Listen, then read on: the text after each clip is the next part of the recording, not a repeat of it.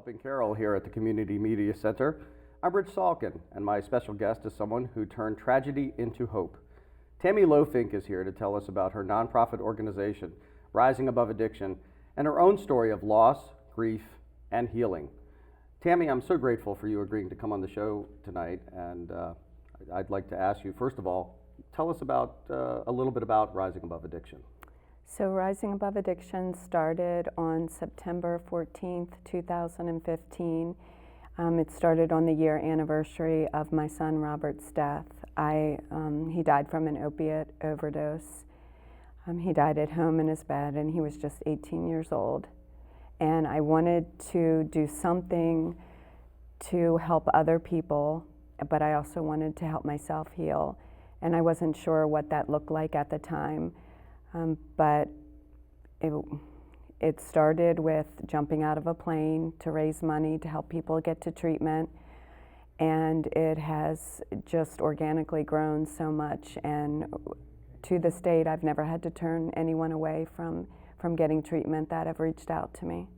So essentially the organization primarily focuses on getting people into treatment, helping support those that are survivors but in recovery at the time or trying to maintain recovery. Yes, and also families. I help a lot of families, just guide them to help them get their loved ones into treatment, but also just the whole process and the chaos that it brings having somebody in the family who has an addiction problem.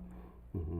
So what does the average activity entail? Do you go to people's houses and meet with families and work with them, or do they come to you? Is there a particular Sometimes office? I get a lot of calls, and I have helped with sober living expenses. I've helped with helping people get funded into inpatient. I helped a guy buy a pair of shoes who was in treatment and didn't have shoes. So I will help anybody with any form of treatment. Mm-hmm. But I've gone to people's houses. People have come to my house. Mm-hmm.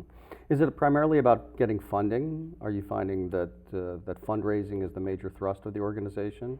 It is, but we also get generous donations from people, and now we're finding with people who have passed from overdose, their family members, say instead in lieu of flowers, to donate to Rising Above Addiction. Mm-hmm. So that way their loved ones lost can help other people. Mm-hmm.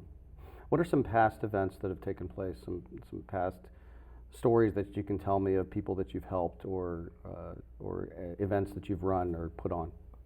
So I'm a runner myself, so we do it started out as a 5-mile run. This year we did a 5-mile run with a 5K run with a 10-mile bike ride. We do a golf tournament each year. We've done it for 2 years now, and that is where I'm a community partner of our state's attorney's office, and part of the proceeds goes to Rising Above Addiction, and other part goes to the drug court of Carroll County Fund. We have a cornhole tournament. We have a music fest every year, and that's great because it brings out, it's a safe place for people in recovery and families to come where there's no alcohol and they can enjoy music from recovery artists. Let's see, what else do we do? Well, you mentioned about working with the state's attorney's office. It sounds to me like one of the primary thrusts is to look for alternatives to just plain punishment for addiction. Yes. Tell me how that works for you and the organization.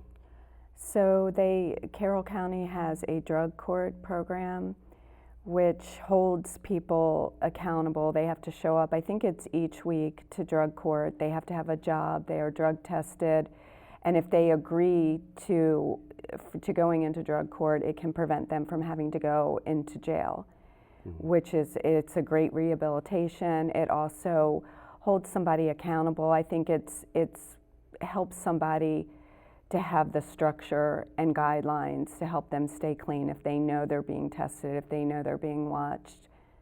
So it's accountability, but it's also help and treatment and sort of a nurturing process. Yes, okay. And they have a drug court graduation. I think I'm not 100% sure, but I think it's a 13-month program. Okay. And then people graduate, and they have a big ceremony. Judge Hecker is there, and Brian DiLeonardo, our state's attorney, has just done wonderful things with our county. Excellent. All right, well, thank you so much for being here at Carroll Helping Carroll. Thank you.